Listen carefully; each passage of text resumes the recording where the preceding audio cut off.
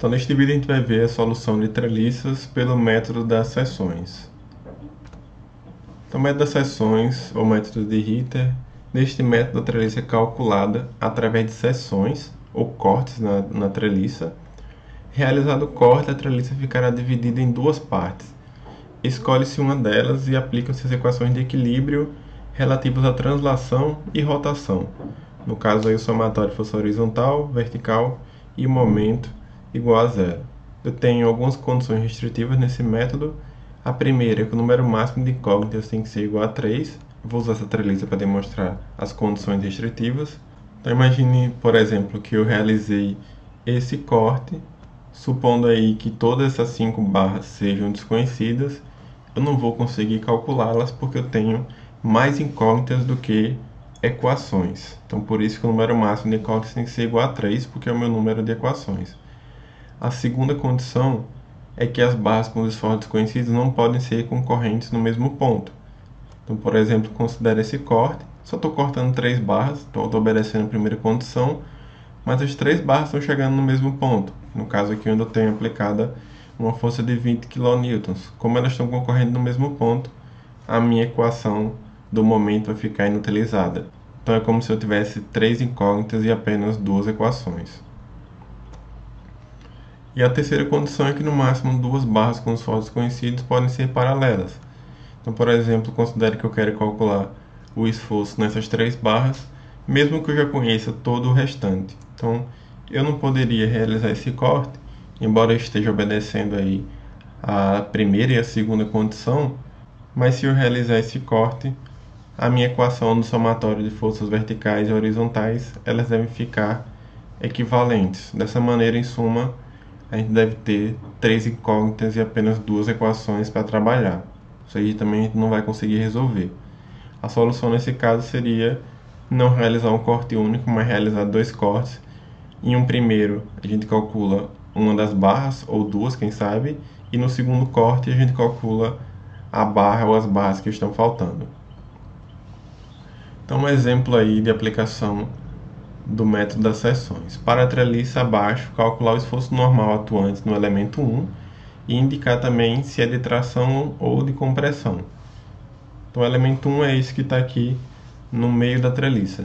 Eu esqueci de dizer que o método das seções ele é recomendado quando a gente quer encontrar um esforço em um elemento específico.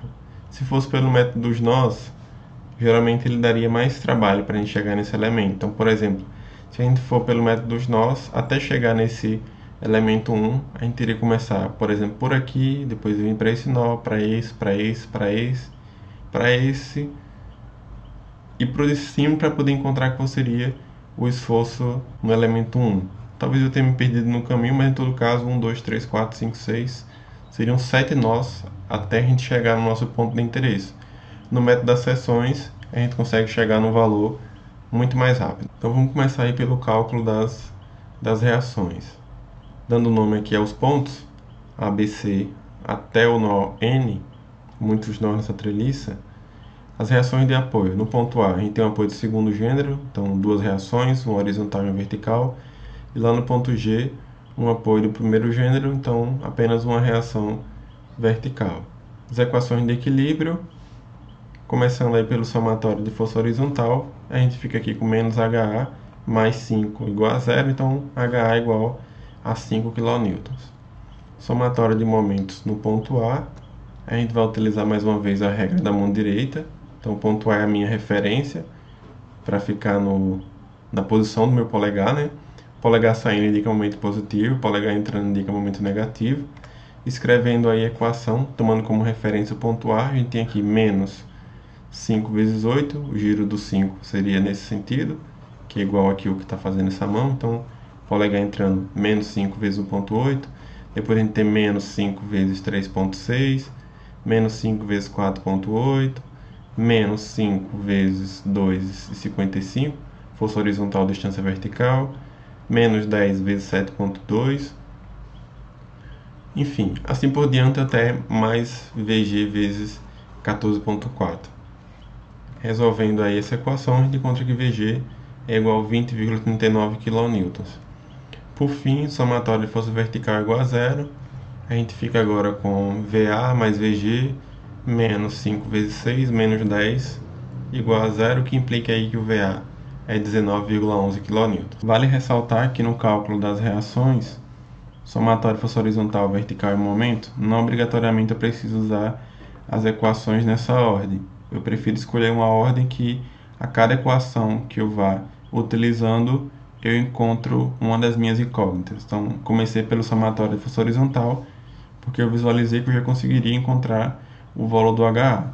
Ao invés de ir para o somatório de força vertical, que eu não ia conseguir encontrar nem o valor do VA nem o valor do VG, eu preferi primeiro utilizar o momento para depois utilizar o somatório de forças verticais igual a zero. Daí eu consegui fugir de um sistema. Enfim, vamos ver agora como cortar a treliça. A pergunta que fica: eu quero o esforço no ponto 1. Então poderia pensar no primeiro momento nesse corte, só que para esse corte eu vou cortar 4 barras. E a gente já viu que no máximo a gente pode cortar 3. Poderia até cortar 4 se eu conhecer uma delas. Mas como eu não conheço nenhuma, esse corte não seria viável para mim.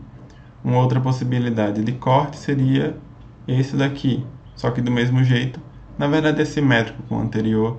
Eu teria novamente 4 barras sendo cortadas, também não seria uma solução para mim. Um terceiro corte possível seria esse. Agora sim, né? Cortei apenas 3 barras. Só que eu tenho um problema que as 3 barras estão chegando no mesmo ponto, que a gente também já viu que não pode acontecer isso. Então também não seria um corte viável para a gente. Um outro corte que eu poderia pensar seria esse corte aqui. Pô, agora sim, cortei só 3 barras.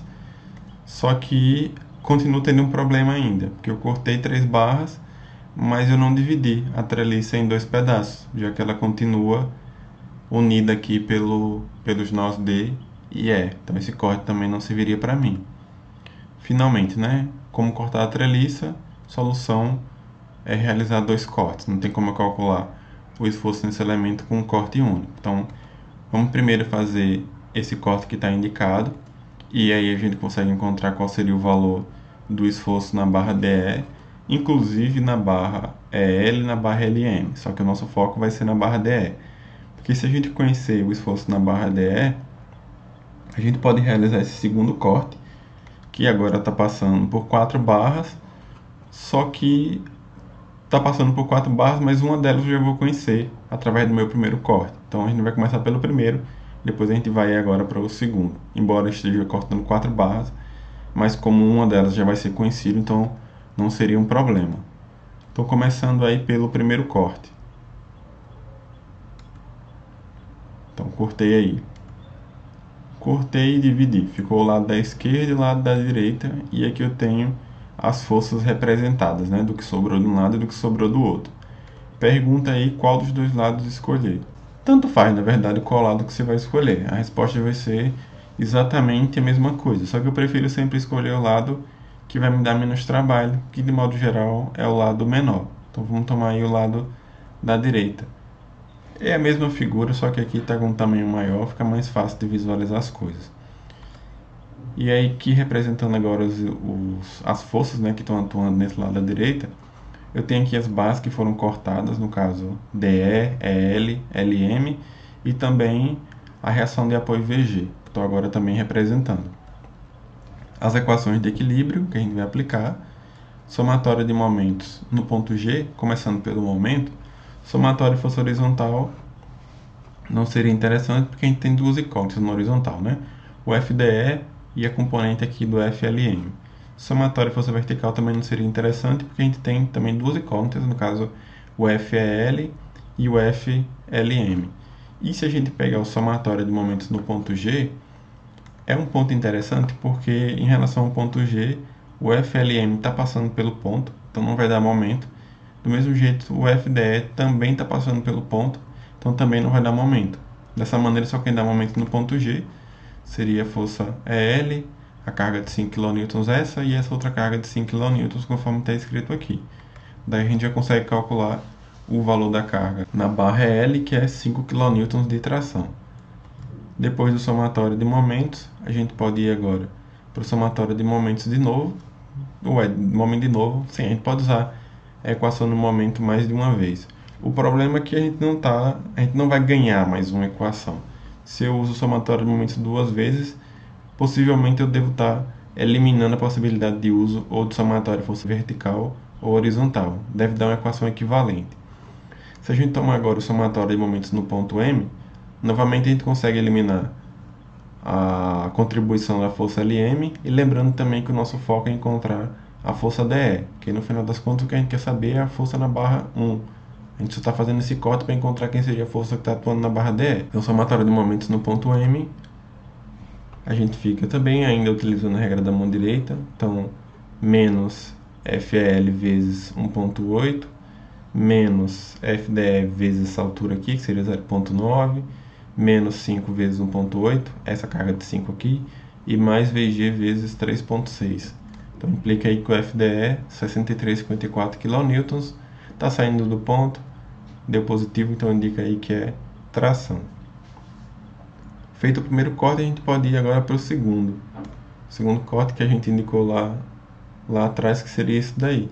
Do mesmo jeito, vou separar aqui a minha estrutura em dois pedaços. Sobrou o lado da esquerda e o lado da direita. Qual dos dois lados que eu devo escolher? Mais uma vez, tanto faz. Eu sempre escolho o lado que vai me dar menos trabalho. Pensando aqui, eu acho que os dois dão trabalho, né? Então, como a gente já escolheu a direita da outra vez, vamos agora pegar o lado da esquerda. E aí, quando eu pego o lado da esquerda, o que eu tenho seria isso daqui. De novo, não é só a figura com zoom. As forças que eu tenho nesse lado, as minhas reações de apoio, HA e VA, além de todas as barras que foram cortadas. A barra JK, a barra DL, a barra DE e a força na barra 1, que é quem a gente está querendo encontrar. Lembrando que aqui a gente já conhece o valor do DE, o valor do HA e o valor do VA. Então, três incógnitos, JK, F1 e o FDL.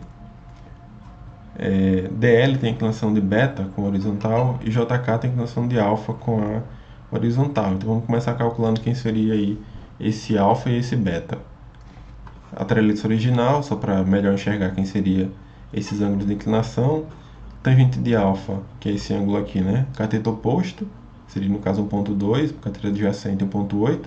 Então alfa 33,69 graus. E o beta, que é esse ângulo aqui, seria cateto oposto 1,35, que é essa altura daqui, e cateto adjacente 1.8. Então implica aí que o beta é 36,87 graus, ligeiramente maior do que o valor do alfa. Então, feito isso, vamos organizar aqui como a gente vai escrever os nossos cálculos. Lembrando que a gente já sabe o valor do VA, que é 19,11 kN, o FDE 63,54. Eu esqueci de colocar o valor do HA, mas o HA é 5 kN, só voltar aí atrás no vídeo. As equações de equilíbrio, somatório horizontal, vertical e momento, começando pelo somatório de momentos em D. É interessante que a gente já consegue eliminar ao mesmo tempo o F1 e o FDL, lembrando que essas aqui são as três incógnitas nossas. Então, somatório em D igual a zero. Regra da mão direita novamente, né? Menos VA vezes 7.2, mais 5 vezes 5.4, mais 5 vezes 3.6, mais 5 vezes 1.8.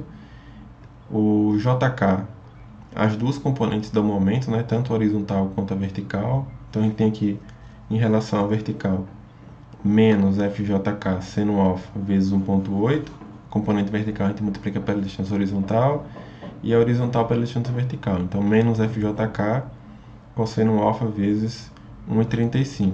A única incógnita é o FJK, que no caso fica igual a menos 39,41 kN. Não está escrito aí, mas seria compressão no caso, né? Somatório força horizontal igual a zero. A gente tem agora menos HA, mais FJK cosseno alfa, mais FDL cosseno beta e mais FDE. A gente já conhece o valor do FDE, já conhece o valor do JK, então o FDL menos 32,18 kN. Finalmente, somatório de força vertical igual a zero. A gente tem agora mais VA, menos 5, menos 5, menos 5, mais FJK seno alfa, mais FDL seno beta, mais F1 igual a zero. Só sobrou o F1 de incógnita, então F1 fica igual aí agora 37,06 kN. Se deu positivo, indica que é tração. Então essa é a solução pelo método das seções.